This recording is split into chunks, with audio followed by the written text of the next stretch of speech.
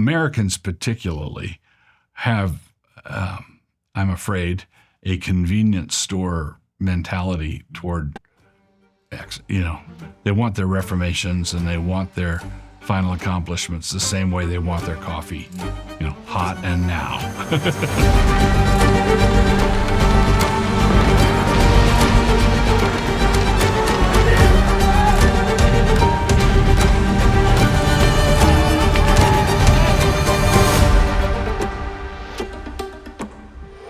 The greatness of Western civilization was enabled and realized through the application of Christian cosmology, which sought to propagate truth, beauty, and goodness in all things. One of the pillars of this civilizational flourishing was the Protestant work ethic, recovered during the time of the Reformation.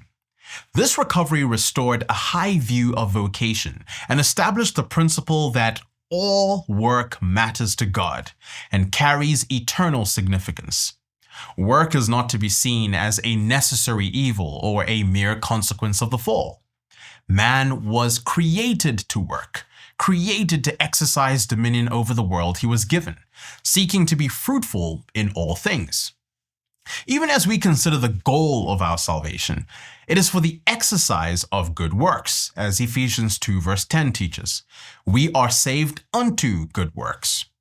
Redemption involves Christ saving us out of sin and into that which he originally created us for. In a modern world that largely holds a negative view of work, the hope, optimism, diligence, and excellence of believers in their vocations stand out. In a world that treats humans like machines, the Protestant work ethic restores human dignity. In a world of consumerism, it reminds us that we are called to be fruitful and multiply. In a world where work is pragmatic, minimalist, and bland, it calls us to pursue beauty and aesthetic value in our labors. In a world that treats work as disconnected from the kingdom of Christ, it reminds us that all good work belongs within the purpose and scope of Christ's reign. Discipling the nations requires work. Being salt and light requires work. Serving as ambassadors of his kingdom is good, hard work. I am privileged to be joined once again by Douglas Wilson to discuss the necessity of the Protestant work ethic. Doug Wilson, thank you for joining me once again on The Flames and Crowns. Happy to do it. Yeah, it's always a good excuse to spend that much more time with you. These are good visits. Absolutely. Of course, today we're going to be discussing this idea of the Protestant work ethic. Mm-hmm. In your understanding, how would you define what it is and what its core principles are? Okay.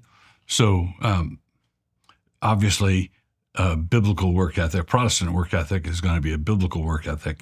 And you can just point to certain passages in Scripture, Proverbs and Paul and Thessalonians and stuff. So there's this general overarching biblical conviction that Christians ought not to be lazy, right. Consider the sluggard. That's general. But when you say Protestant work ethic, that puts it in history, and that means it's part of the Protestant Reformation, something that grew up out of the Protestant Reformation.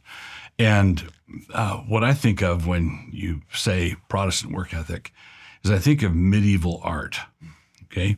When you look at medieval paintings, everybody has a halo. That's right. Right? Yeah. It's a sacred, Sure. And I'm overstating it, obviously, but it's sacred art. Christian art is about Jesus and Mary and and one of the things you see in the Reformation, in the Dutch realist school, is everything is fair game now. Mm. You'll have paintings of a loaf of bread or a woman reading a letter or a landscape or a bowl of fruit. Yeah, right. So what has happened there is, and this is connected to work, in that in the older period, in the medieval period, if you wanted to be sold out for Jesus, you went into a monastery. Mm. You went into, so you had the clergymen, yes, the monks, and the priests, and then everybody else was a tither. You had to have money to get along, but it was not thought of as a sacred calling. Right. It was, you're just sort of the mundane functionary who contributes money to the people who are doing spiritual things. Yeah. One of the things that happened in the Reformation, it was tied to all kinds of, the priesthood of believers, of all believers. Martin Luther was particularly good on the subject of work. Yes. Right.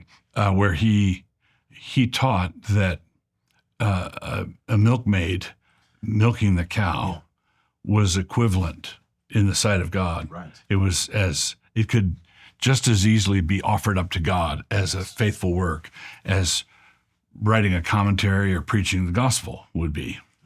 And so what that did is it ratcheted everything up from, well, do what you need to do to get by,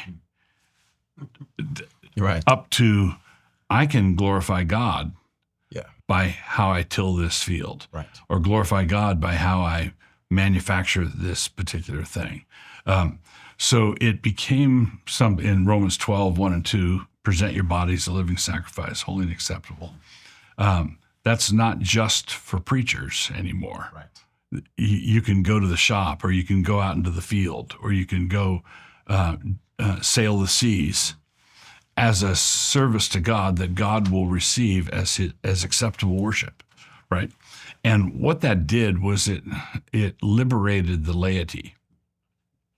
All right, so, and unfortunately, I think evangelicalism is starting to drift back into the medieval mentality, Right. because we'll say, what are you going to do after you graduate? Well, I'm hoping to go into full-time Christian work. Well, what other kind is there? Right. Right. Yeah. And I'd like to encourage people to mess with people who ask that question. Yes. What are you going to do? I'm hoping to go into full-time Christian work. Oh, what's that? I've applied to dental schools, right? Right. Or I'm going to be an architect. Right. Well, architecture is full-time Christian work, Absolutely. if Christ is Lord. Yes. And dentistry is full-time Christian work, if Christ is Lord. Yes. And ditch digging and farming and all of it. And then what happens is, in Proverbs, it says, do you see a man who excels in his work? He will stand before kings. So cream rises. And what happened was the Protestant Reformation ushered in a theological justification for being cream wherever you were. Right. And then when you did that, cream rises, right? And so it was, and there's temptations that come with it. So Cotton Mather said, faithfulness begat prosperity, and the daughter devoured the mother. Or as it says in Deuteronomy, if you honor God, He blesses it, and you get material goods, but then you're tempted to be self-sufficient. And that begins to erode everything. Right. But I think a large part of the reason why the West grew wealthy was because of this Protestant work ethic. Yes, exactly, right. Exactly. Yeah, I love it. The Protestant work ethic is one of my favorite things to talk about. And one of the things that I find just really fascinating is what that looked like at America's founding. And on one specific speech that I reflected on, even as I was preparing for this conversation, was John Winthrop's speech on the Arbella, his famous City on a Hill speech, where he's basically speaking about how, the world is watching us effectively, and we have this opportunity to be a city on a hill. And basically what he's pushing for and advocating for is just good, diligent, excellent work that actually builds civilization. And that being a tangible and visible expression of the Christian faith in that sense, being able to taste, see, and hear the goodness of God in building culture effectively. And that's what he's aiming at. And so I think of that, and I think of just how that kind of rhetoric really did build a culture in America where people understood the value of good, hard, diligent, excellent work. And that's been, I think, a pillar of what's made America the country it is today. One of my favorite stories along these lines, I was talking at a conference once to an Anglican priest who had done mission work in Africa, excursions over there. And he was well connected because he was telling me the story about a conversation that he had with the First Lady of Uganda.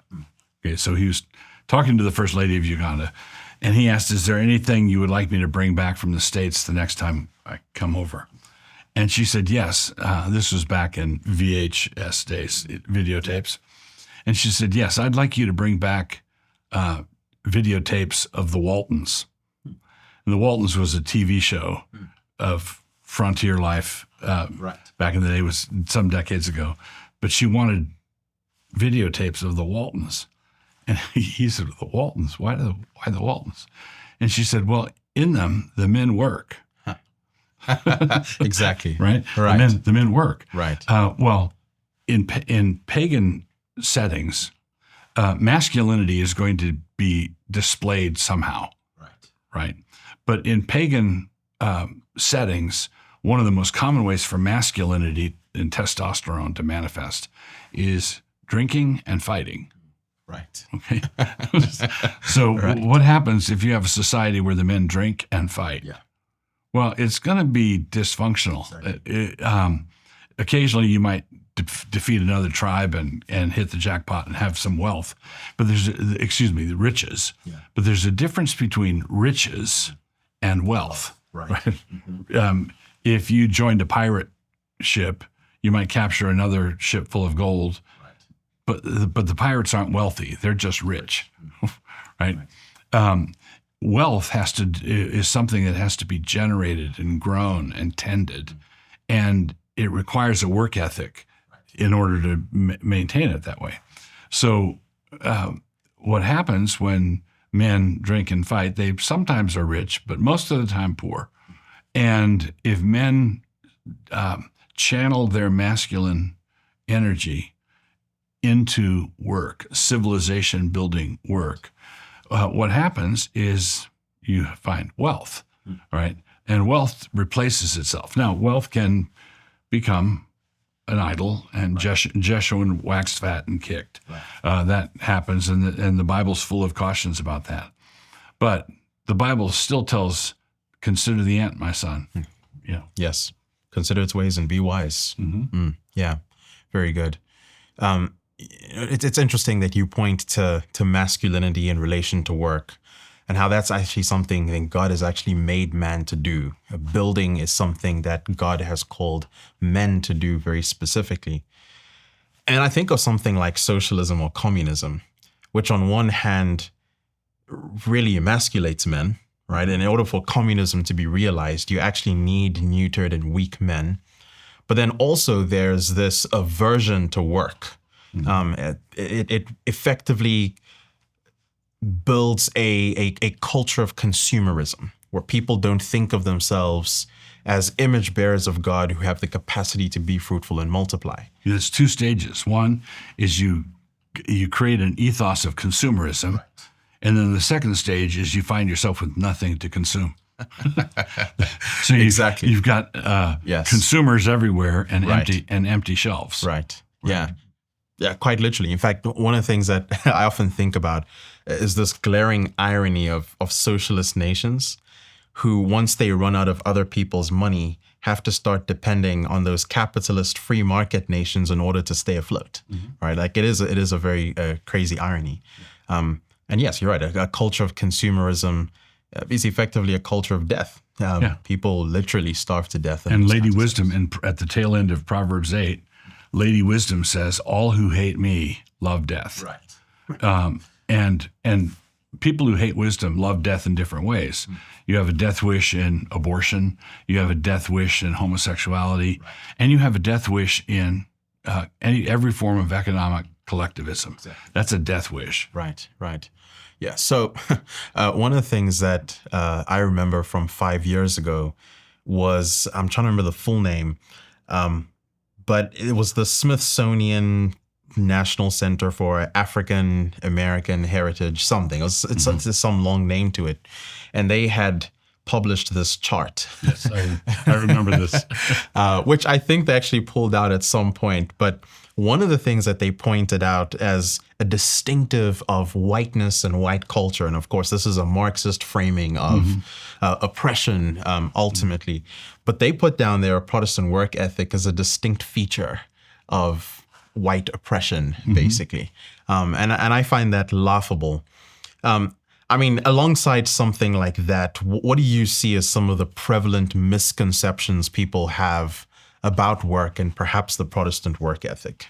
Probably the one I've seen in print the most often is where non-believers represent the Protestant work ethic or the Calvinist work ethic, or sometimes called the Puritan work ethic, is you work hard, make a pile of money, and the pile of money proves that God's happy with you.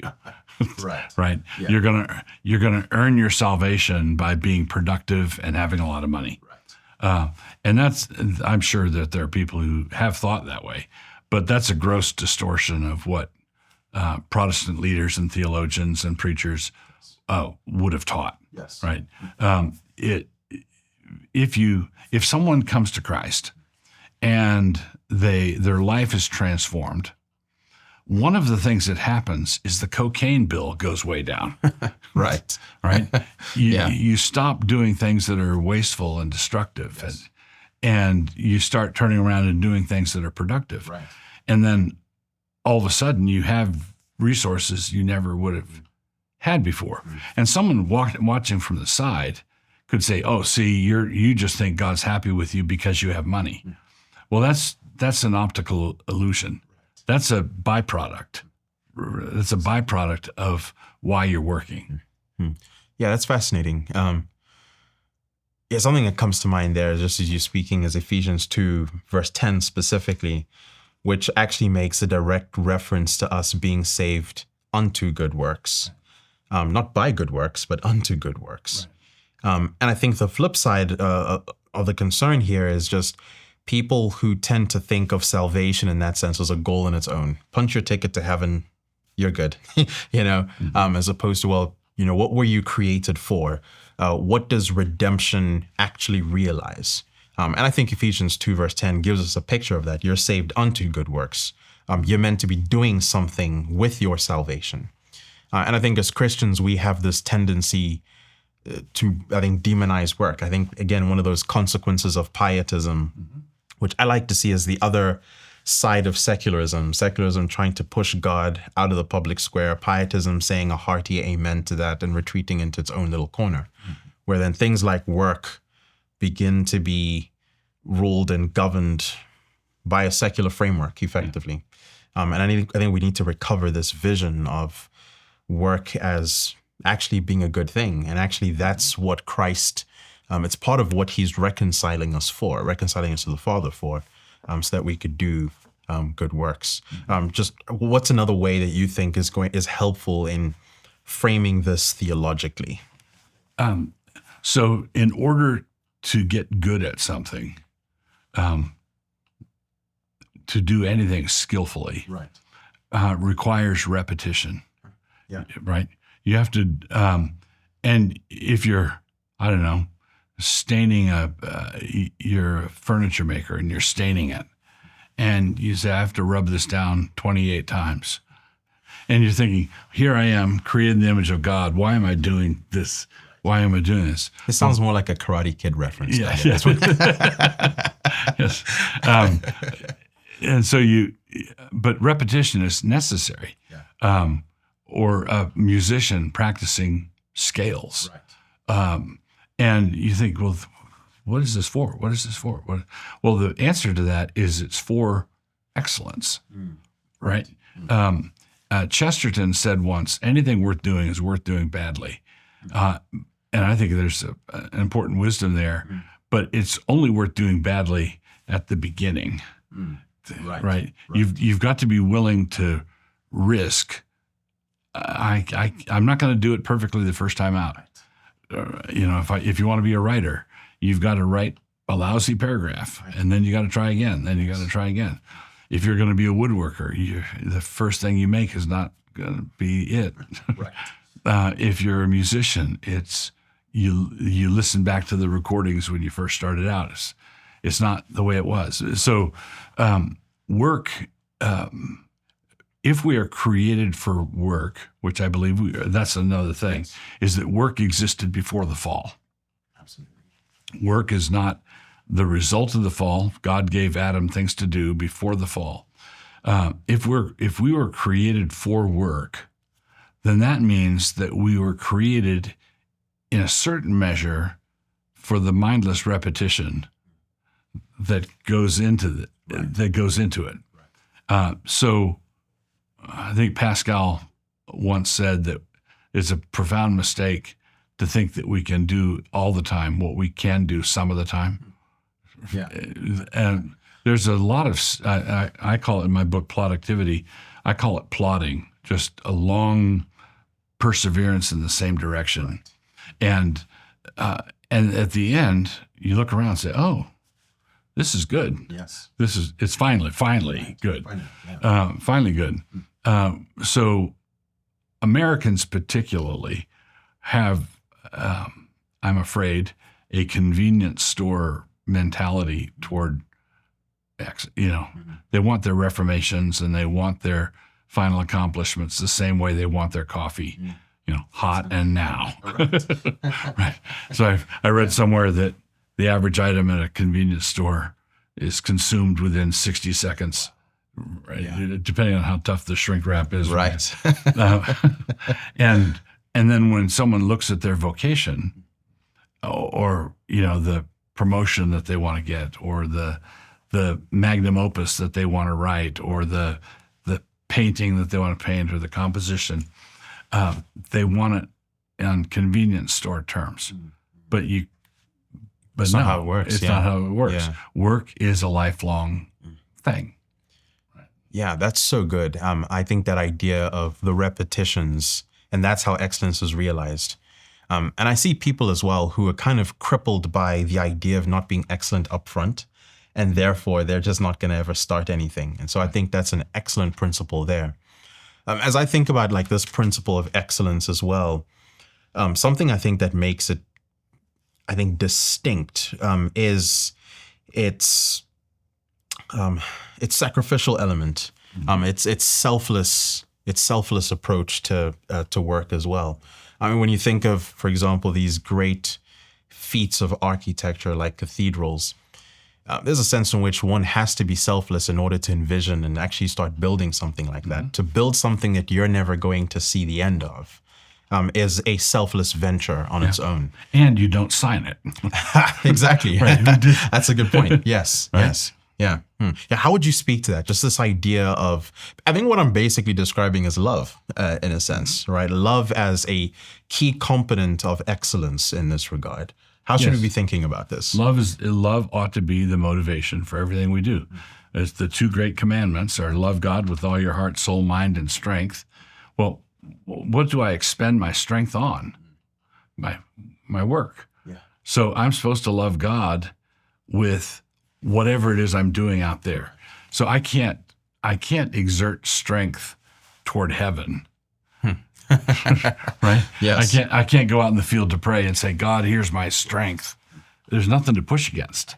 If I want to love God with all my heart, soul, mind, and strength, it has to be love for God expended into the things that I'm doing here that occupy my mind and occupy my heart and that take up my strength, that make me tired at the end of the day.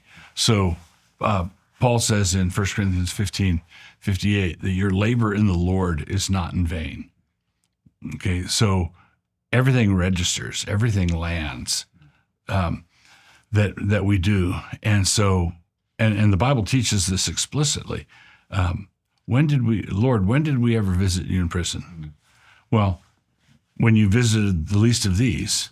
So when I expend my heart, soul, mind, and strength in love for my neighbor, that tallies as in heaven as love for God, as long as I'm understanding this by faith. I love God through loving my neighbor.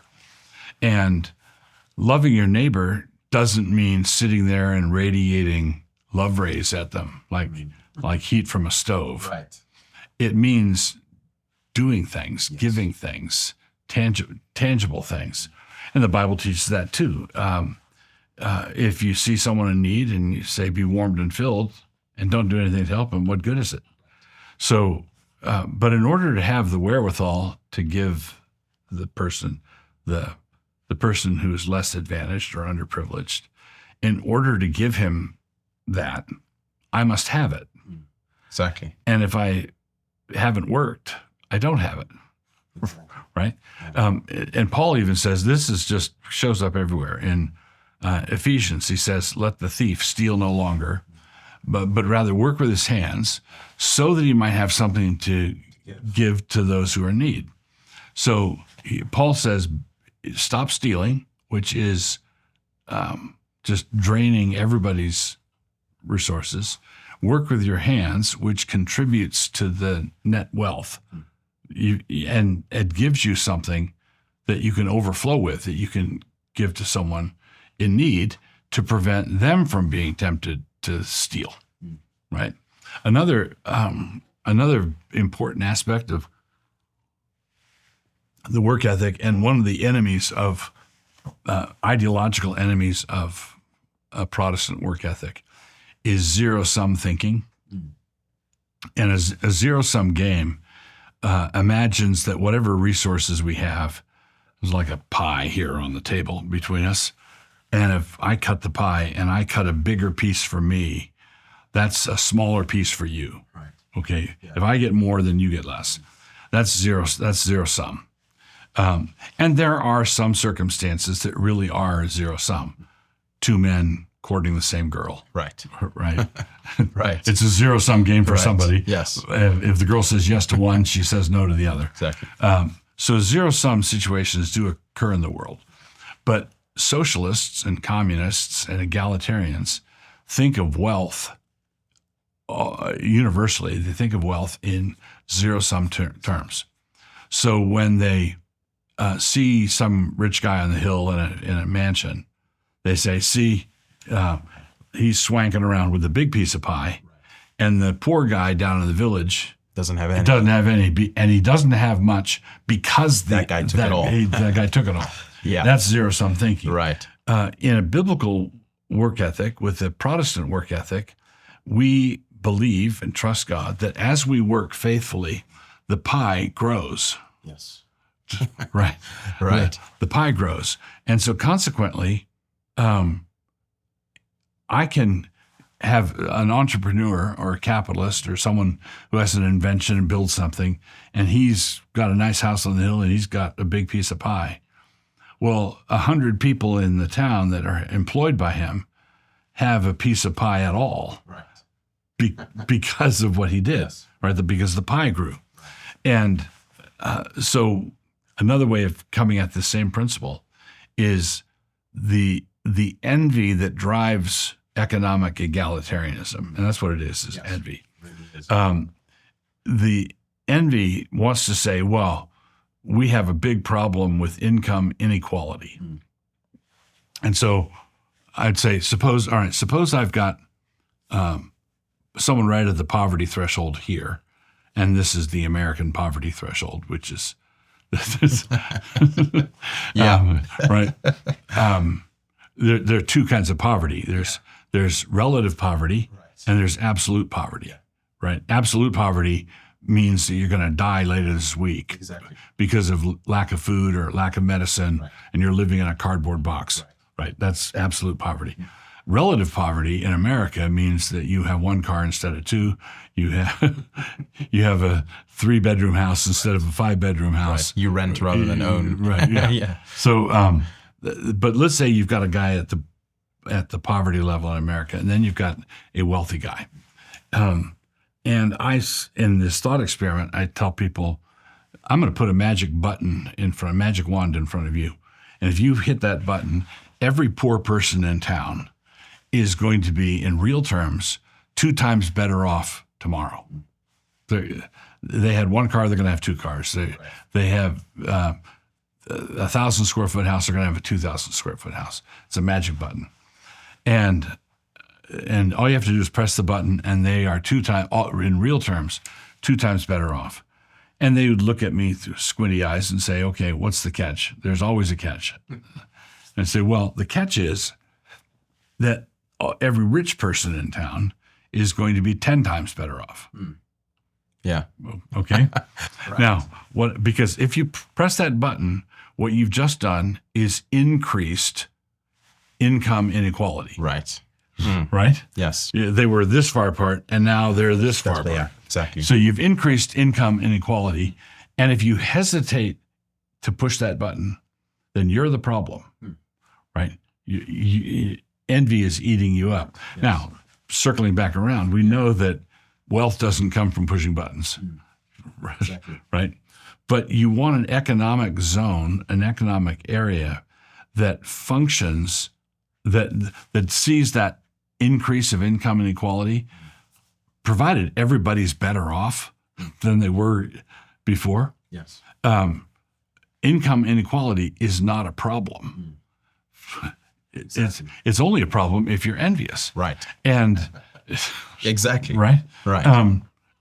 And so their examples multiply. Right. Because I don't think you can talk about work and Protestant work ethic without talking about investments, which capitalism, free markets, the whole thing. Right. And I'm not trying to pretend that capitalists or investors are never engaged in dirty deeds, because I know better than that. Yeah. They're sinners too. Right. But you can get Americans all whipped up. You know, there's a sneaker factory in this Asian country, and the people working in the sneaker factory make $2 a day. Right. Yeah. Okay. And we're going to boycott the sneaker company and make them quit it. Right. Okay. And I want to say, compared to what? Yes. What were those people making? Yes. Before the sneaker. Yeah. Yeah. In other when those people got the job. Yes. And they went home, did they say, bad news, dear? Or this is our prayers are answered. Our prayers are answered. Right. So everything is compared to what? And this is why, since we can't game out all the repercussions of all of our actions, this is why God gives us His law. Yes. Right? We are not God. We can't see the future. We don't see the impact of all of our decisions. Right. We can't run the free market. We're not competent to do that. So God gives us His law. Yes. Right? Yes. And so I want to walk with God, honor His law, love my neighbor through honoring the law, right, and then leave the results to God. And what happened in the development of history of America, one of the reasons why America grew as wealthy as it did is that there were certain key features. One was clear title. You know, what you owned, you knew that you owned. Exactly. Clear title. Another was the rule of law. If there was dispute about property lines or whatever, there was a legal, safe way to appeal and adjudicate it. I read a book, a very fine book, years ago by Hernando de Soto, not the explorer, but another Hernando de Soto. The book is called The Mystery of Capital. And he did an intensive study of third world countries. And he found that in third world countries, he said there was plenty of wealth above ground, not in the mineral deposits. Right. There was a lot of wealth above ground that everybody had to hide. Right? You couldn't let on. Exactly, that you were actually well. Oh, yeah. You couldn't let on.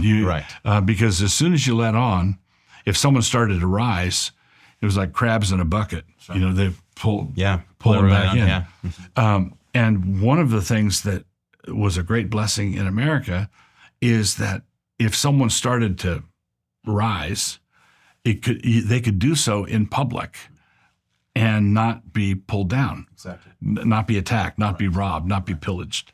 And that had to do with everybody sharing the same work ethic.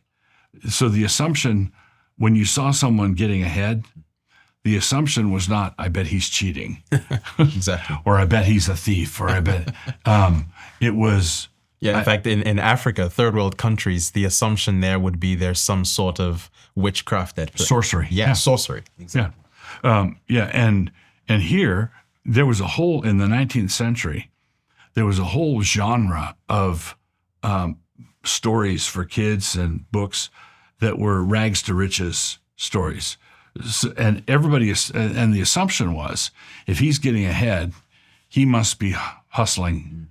If he's getting ahead, he must work harder than I do. Right. If he's getting ahead, he must be working smarter than I do. And it was taken as sort of a goad or an inspiration rather than, let me tear him down. But that's not possible unless you trust God, believe in his law, understand what he's told you to do, and then you leave the results to him. To him, yes. Yeah. Yeah, something I like to assert very often is that freedom and human flourishing is exclusively found within the confines of God's law. Or like outside of what God has established in his word and his law, freedom and flourishing cannot exist. Correct. God's law is no more constraining on us than wings are to a bird. And that's why the Bible calls it the law of liberty in James. Right. It's the law of liberty. Sure. Yeah, exactly. Kind of leaning into the idea of capitalism. One of the books that I've recently mused through is a book by Max Weber, Work Ethic and the Spirit of Capitalism. Mm-hmm. A fascinating read for sure. But there's many people who think of socialism as this benevolent, generous model, so to speak, and capitalism as fundamentally exploitive and void of an ethic around generosity and right. that kind of thing. So just a very simple, direct, basic question to this is, how should we discern what socialism is in contrast to capitalism? Mm-hmm. I think you've already referenced the fact that you do get some capitalists who are cruel and wicked. They're cruel and wicked people. But how should we be thinking this as a whole? Yeah, so I would contrast it this way. Socialism has the appearance of generosity because someone is the recipient of a gift. Right. So you've got a guy over here, and the state comes to you with a gun and says, give us your money. And yes. And you give the money, and then I give some of it to him. Right. I keep most of it, right? Yeah. But I give some to him. Right. And we say, now that's generosity. Now, robbing somebody to give their money to someone else is not generosity, exactly. Right? Now, when one of the books I read that I really appreciated was George Gilder's Knowledge and Power. Mm.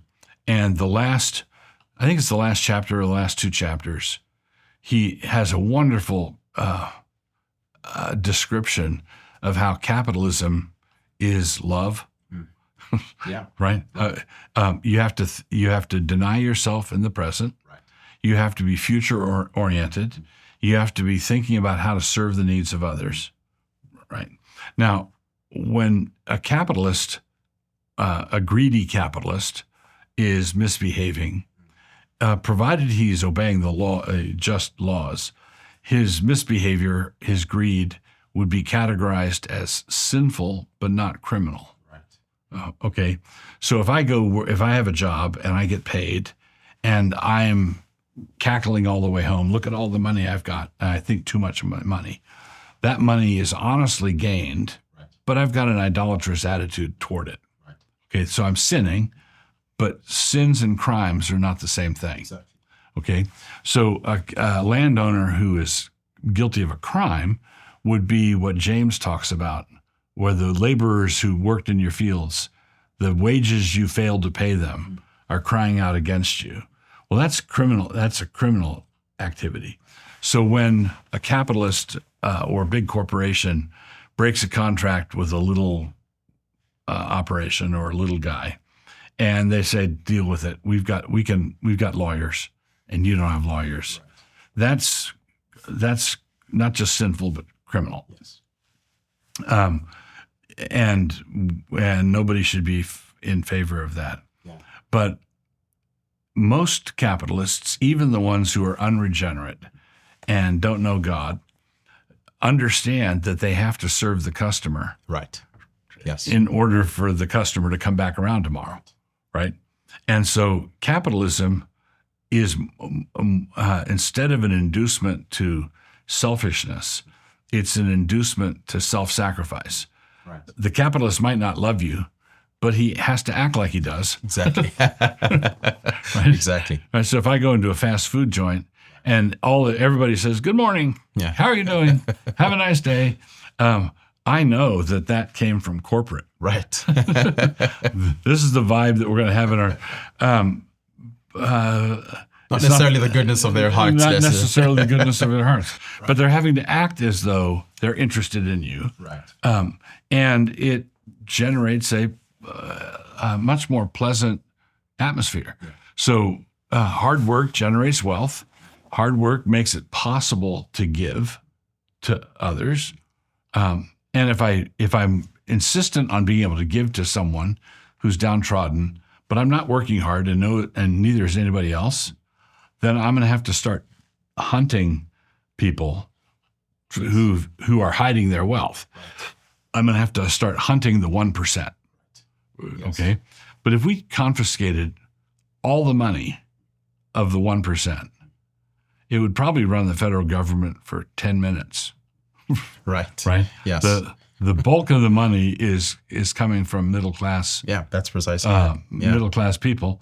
And so the whole thing is a sham and a deceit and just wicked. Yeah, you're absolutely right. One way I've often thought about it is in the name of benevolence, socialism basically institutionalizes theft. Yes. There's a sense in which no one actually gets elevated. The poor actually don't become wealthier. The middle class don't necessarily become wealthier. Yeah. The rich get a lot more of their money taken from them. And so in that quest for equality or equity, it's not done by helping the poor become more like the rich, and rather more trying to get the rich to become more like the poor. You know, so in that sort of world, no one can actually win. You know, right. And that's a real problem. And it's a shame that we've had over a century of attempts at this. Yes. And it never works. It never works, which indicates to me that the attraction to it that people have is a spiritual attraction. It's an addiction. It's something in the heart of man. It's the same sort of thing that a drug addict or a porn addict or a drunkard. Right. They're drawn to something that they know is bad for them, but they want it anyway. Yeah, yeah. So what's your playbook for how we address this? What do we do to if we're dealing with this as a spiritual issue? Of course, we start, I guess, with the proclamation of Jesus Christ, right, as Savior and King. But what does discipling people out of a socialist framework look like? It looks like, honestly, Christian education. Okay, if boys don't learn how to work, men won't know how to work. If girls don't know how to work, then women won't know how to work. And the central training place for your future vocation, learning how to be a person, learning how to think, learning how to work with your hands, all of that is done in the context of school.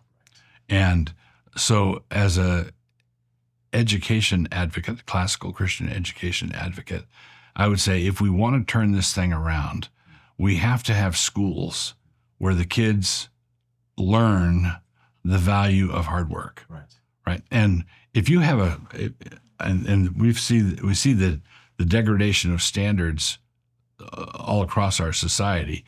And if you wind up having competitions where you give participant ribbons to all the kids, after the competition, the floor is covered with participant ribbons because the kids know how valuable they are, which is to say not at all. They're not valuable. If you have some sort of commendation or award that is really tough to get, and you have to work hard, it's worth getting. And I've seen situations where kids seek out the tough teacher, and they seek out the tough coach, Right. because they know that what they get, if they get the end result of this, the title or the winning game or the game that is won or the academic scholarship or whatever, they know that they got something that was actually worth something, Right. because work is connected to it. So basically the value of work is not something that you should start trying to instill when your son is 19. Exactly. It's got to be early on. Yes. Very well said. One of our favorite phrases at New St. Andrews College is "not all rigor is mortis," which, of course, it's a play on words there, a play on Latin there a little bit as well. But it's understanding that we're trying to develop leaders who are going to shape culture. And a big part of it is just giving them a good, sound work ethic. Mm-hmm. And so we put them through that ringer. We give them all that rigor so that they can go on and really shape culture, which is hard work on its own. Without a good work ethic, that's impossible. Of course, as the founder of this fine institution, just what were some of the things that you were seeking? Like, what was your thinking behind a lot of this in terms of just the necessity of rigor in higher education specifically? Of course, I mean, even before then, high school students, elementary school students, they should be learning this as well. But in a higher education, what should this look like? I think of a sign. There's a local tire chain here that I'm not. The employees there run. When they're changing tires, they run. And I remember seeing a sign up in one of the back offices that said, "Everything comes to him who hustles while he waits."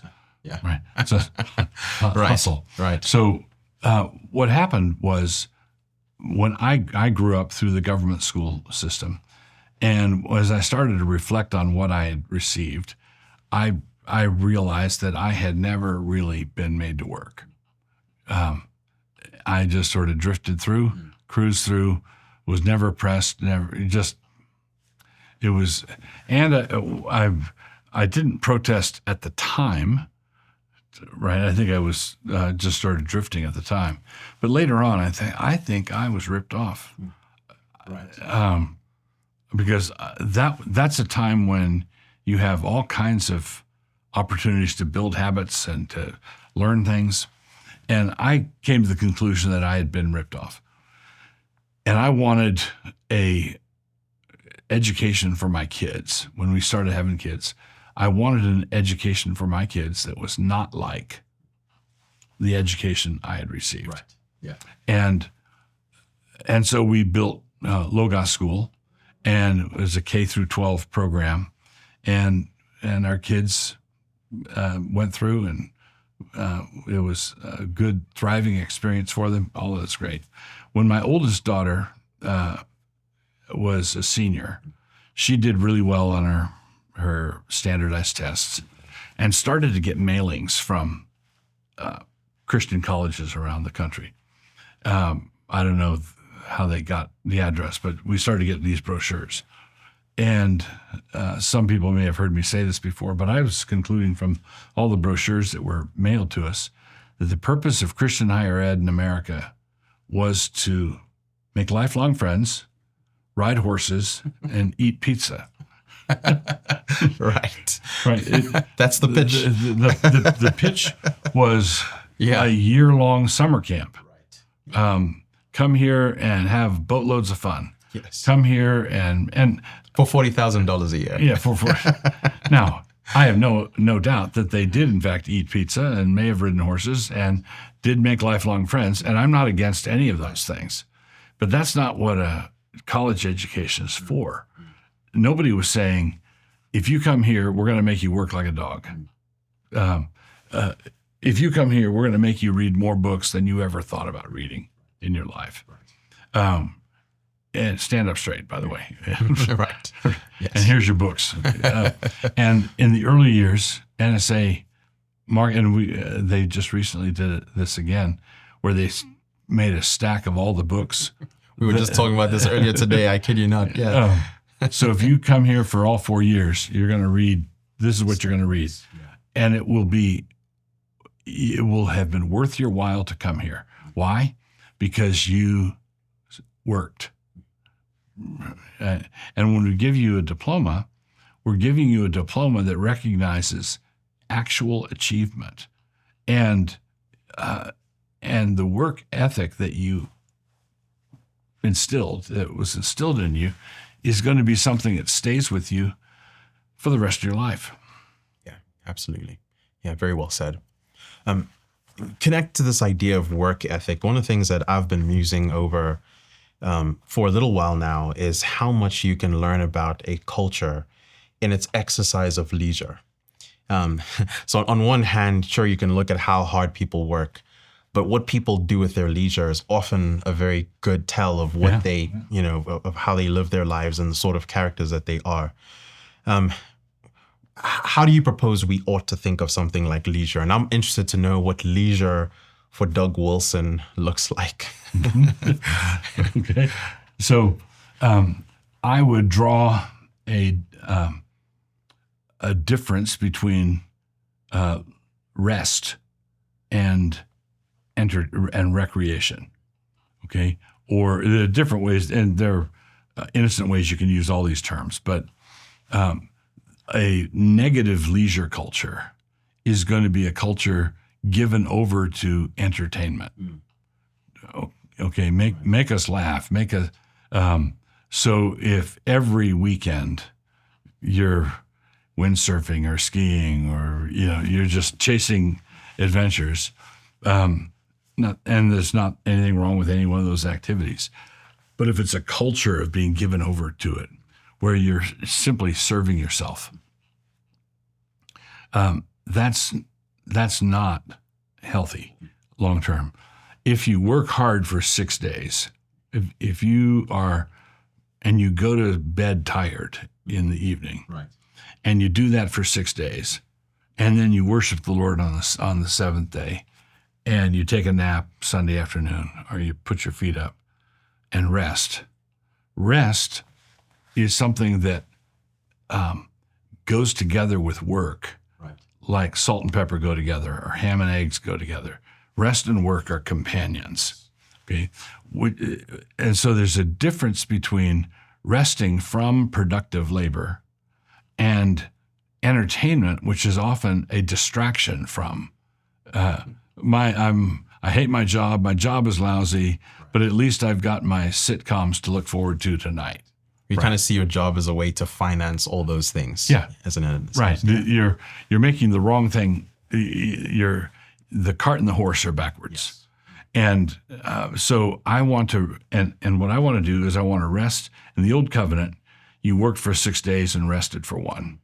And in the new covenant, it's more by faith, where you rest for 1 and work for 6. So I like to think of the Lord's Day as the day where we pour a slab, we pour the concrete foundation, and then everything we do in the course of the week is building on that foundation. And every week, God enables us to build another house, the house of that week. So that's the broader distinction. Leisure that's given over to selfish entertainment, distraction, is not healthy. Rest, including sports and playing frisbee with the kids and that sort of thing, that's all healthy if it's in the context of someone who is resting from their labors, right? Now, things that I do for leisure, I'll put leisure as the neutral term that could cover both of those. Both of those, yes. I would say, I honestly have to say, leisure for me is visiting with family, kids, grandkids. They come over regularly during the week, and we will sit in the evening and just talk. So that's one leisure activity. Reading is another. I love to read. Right. What are you enjoying reading these days? Oh, let's see. I'm reading. I have different books I chip away at. So I always want to have a book of poetry that I chip away at. Good. Yeah. I'm reading the collected works of W.H. Auden right now. I'm reading a book, finishing up a book in the backstretch of a book called Disestablishment and Religious Dissent, which is a history of the 13 American states and the other territories, what their relationship was to various churches at the time of the founding. So I'm reading that. I'm reading again That Hideous Strength. Okay. Yeah. I've read that book Countless times, I bet. Yeah, 19 times or something. So I'm going through it again because I'd like to write a book. Nice. I'm culling quotes from it to write a book about it. I'm reading a book on Darwin's Racism by Richard Weikert, documenting the Nazi Party's attitude toward evolution and race. It's a very so fascinating. Yeah. Very informative book.